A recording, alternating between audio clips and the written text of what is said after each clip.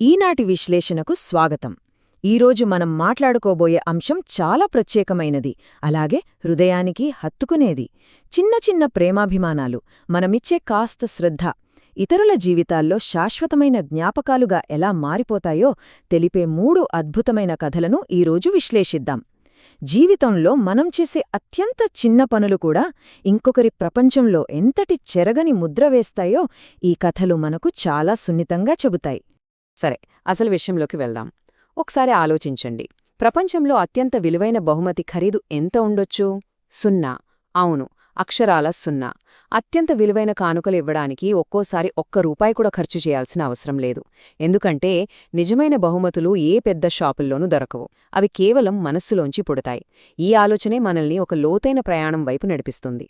కేవలం మనసుంటే చాలు, ఒక మనిషి ప్రపంచాన్ని ఎంత అందంగా మార్చేవచ్చో ఇప్పుడు తెలుసుకుందాం. ఈ వరుస క్రమంలో మొదటి కథ చిన్నూ ప్రేమ కానుక, వర్షంలో చిగురించిన ఆశల మొక్క. ఈ కథ చిన్నూ అనే ఒక చిన్న పిల్లాడిది.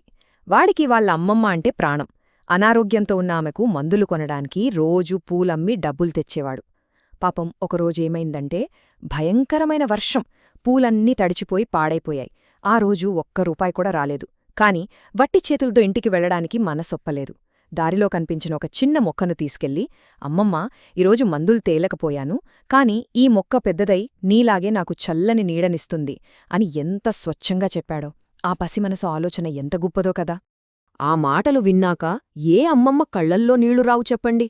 అక్కున చేర్చుకుని, నువ్వే నా నిజమైన బలంరా అని కన్నీళ్లతో ఉద్వేగంగా అంది. తెలుసా, కొన్ని సంవత్సరాలు గడిచేసరికి ఆనాడు వానలో చిన్ను నాటిన చిన్న మొక్క ఇప్పుడొక మహావృక్షంగా మారిపోయింది. ఆ చెట్టు నీడలో కూచున్నప్పుడల్లా తనమ్మమ్మ చెప్పిన కథలే గుర్తొచ్చి చిన్ను ఎంతో ఆనందపడేవాడు. ఇక్కడ ఆ చెట్టు కేవలం ఒక మొక్క కాదు, వాళ్ల స్వచ్ఛమైన ప్రేమకు ఒక సజీవ సాక్ష్యం. ఒక చిన్న ఆశల మొక్క తరగని జ్ఞాపకాల వృక్షంగా ఎలా మారుతుందో చూశారా? ఇక ఇక్కడి నుండి కాస్త ముందుకు వెళితే రెండవ కథ మోను, బంగారు మనసు, ఆహారాన్ని, చిరునవ్వును పంచుకోవడం గురించి. ఈ మోనుకి ఒక అలవాటుండేది. బడికి వెళ్లే దారిలో ఒక తాత పాత బొమ్మలమ్ముకుంటూ ఒంటరిగా దిగులుగా కూర్చోవడం చూసేవాడు.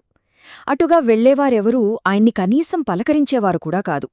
ఒకరోజు మోను వెళ్లి తన టిఫిన్ బాక్స్లో ఉన్న సగం భోజనాన్నిచ్చేసి, నాకాకడిగా లేదు తాతా, మీరు తినండి అంటూ తన ఆహారాన్ని పంచుకుని కబుర్లు చెప్పడం మొదలుపెట్టాడు. ఆ క్షణం, ఆ కాస్త సమయం, ఆ వృద్ధుడికి అదొక కొత్త ప్రపంచం అంతే. ఆ రోజు ఆ తాత ముఖంలో ఎనలేని సంతోషం. కాని ఇక్కడే ఒక భావోద్వేగమైన మలుపుంది.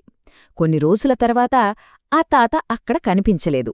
మోను కంగారుగా వెళ్లి చూస్తే అక్కడొక చిన్న చెక్క పెట్టె. అందులో చేత్తో చెక్కిన ఒక అద్భుతమైన బొమ్మ, దానితో పాటే ఒక ఉత్తరం ఉన్నాయి. ఆ లేఖలో ఏముందో తెలుసా? నా చివరి రోజుల్లో నన్ను ఒంటరివాడ్ని చేయలేదు, నీ మనసు బంగారం లాంటిది అని రాసి ఉంది. ఆ తాత ఇక లేడని తెలిసి మోను కన్నీళ్లు ఆపుకోలేకపోయాడు.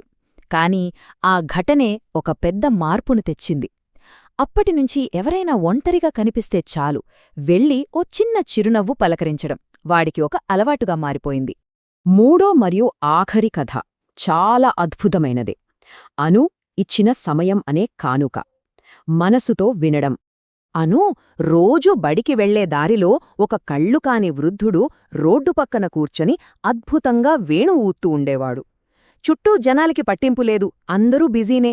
కాని ఒకరోజు అను అక్కడ ఆగి తన దగ్గరున్న చిన్న నీళ్ల బాటిల్, 2 బిస్కెట్లు ఇచ్చి, తాతయ్యా, మీ సంగీతం చాలా బాగుంది అని మనస్ఫూర్తిగా మెచ్చుకుంది. ఆ చిన్న మాటకి ఆయన ముఖంలో ఎంత వెలుగో! అప్పట్నుండి ప్రతిరోజూ కేవలం ఒక 2 నిమిషాలు ఆగి ఆ సంగీతాన్ని వినడం అలవాటు చేసుకుంది. ఆ 2 నిమిషాలే ఆ వృద్ధుడి చీకటి జీవితానికి పెద్ద వెలుగు అన్నమాట. ఈ కథ మనకు ఎంత అద్భుతమైన విషయాన్ని స్పష్టం చేస్తోందంటే, ఒకరోజు అను తిరిగి వచ్చేసరికి ఆ తాతయ్య అక్కడ లేడు. అక్కడున్నది కేవలం ఒక వేణువు, ఓ చిన్న కాగితం. దానిమీద, నా సంగీతాన్ని వినడానికి ఆగిన చిన్న హృదయానికి ఈ వేణువు కానుక, మనసుతో వినేవాళ్లు చాలా అరుదు అని రాసి ఉంది. నిజమే కదా, మనం ఇవ్వగలిగే గొప్ప కానుక డబ్బు కాదు, కొంచెం ప్రేమ, మన అమూల్యమైన సమయం. ఆ వేణువును గుండెలకు హత్తుకున్న అనుకి ఈ విషయం పూర్తిగా అర్థమైపోయింది. చూసారుగా, దయకు నిజమైన అర్థం ఇదే. చిన్న పనులు అనంతమైన ప్రభావం. అంటే ఇక్కడ ముఖ్యమైన విషయమేమిటంటే జాలి లేదా సానుభూతి అనేది మన దగ్గర ఉన్న సంపదను బట్టి రాదు, మన ఉద్దేశంతో ముడిపడి ఉంటుంది. ఎంత చిన్న పనులైనా సరే ఎంతటి అపారమైన భావోద్వేగాలను సృష్టిస్తాయో గమనించారా? చిన్ను ఇచ్చిన ఒక చిన్న మొక్క జ్ఞాపకాల చెట్టుగా మారింది. మోనూ పంచుకున్న సగం భోజనం ఒక అపురూపమైన బంధంగా రూపాంతరం చెందింది. అలానే అను వెచ్చించిన కేవలం 2 నిమిషాల శ్రద్ధ జీవితాంతం గుర్తుండే సంగీతపు బహుమతినిచ్చింది. ముగింపుగా ఒక్క నిమిషం ఆలోచిద్దాం.